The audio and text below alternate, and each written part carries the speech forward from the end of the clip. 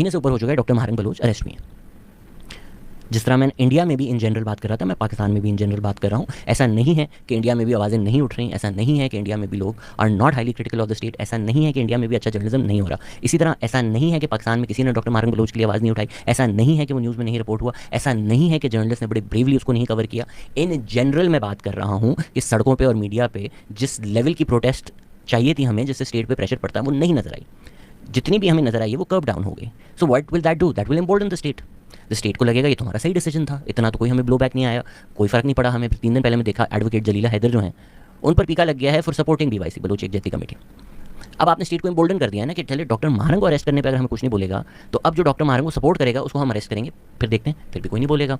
इतना मैंने रिपोर्ट होते हुए नहीं देखा जो एडवोकेट जलीला हैदर के साथ हुआ है। इवन तो होना चाहिए यार, मतलब देखें ना पाकिस्तान कहाँ जा रहा है कि अगर आप डॉक्टर महारंग बलोच को सपोर्ट भी करेंगे तो भी आपको उठा लिया जाएगा, ट्वीट भी करेंगे तो भी उठा लिया जाएगा। ये कैसे हुआ? ये हुआ जाफर एक्सप्रेस की वजह से कि एक टेररिस्ट एक्ट होता है उस वक्त जब इमोशंस बहुत ज़्यादा बढ़े हुए हैं लोगों के। ठीक है, उस वक्त मैंने जब वीडियोस बनाई लोगों ने बोला कि भाई आप इस चीज़ को ज़्यादा क्यों नहीं हाईलाइट कर रहे कि पंजाबियों को मारा जाता है, पंजाबियों के खिलाफ नफरत है, क्योंकि स्टेट ने वो स्टोरी बना दी।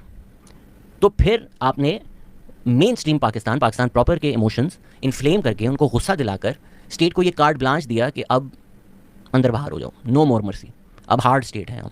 आपने सपोर्ट किया ना बाय, या तो आपने एक्टिवली एगॉन किया कि अब तो बदला होगा, अब तो कुछ नहीं होगा, या you looked the other way. उससे क्या हुआ कि जाफर एक्सप्रेस की आड़ में स्टेट ने Balochistan यकजहती committee, doctor Mahrang Bloch, इन पर क्रैकडाउन कर दिया। एंड बिकॉज एक टेररिस्ट एक्ट के बाद हमारे जो इमोशंस हैं वो इतने इन्फ्लेम्ड थे, इतना गुस्सा था लोगों में, इतनी बदले की आग थी दैट वी डिड नॉट सी कि सिविल लिबर्टीज़ जो हैं लोगों की वो उनसे छीनी जा रही हैं।